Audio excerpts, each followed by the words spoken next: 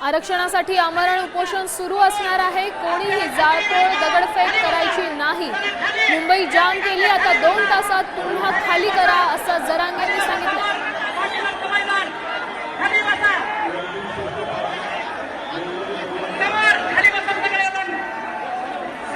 एकजुटीचा फायदा घेऊन समाज कसा मोठा करता येईल याच्यासाठी आपल्याला पुरी ताकद लावायची।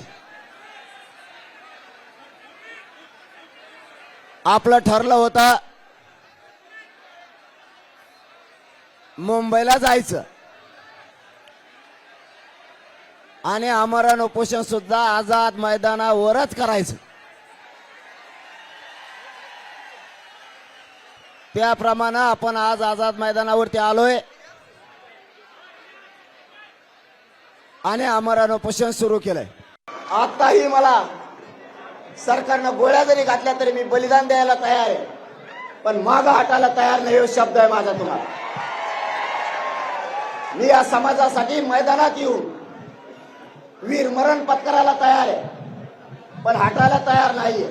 मराठ्यांना विजय दिल्याशिवाय आणि डोक्यावर गुलाल टाकल्याशिवाय इथून हलायचं सुद्धा नाही,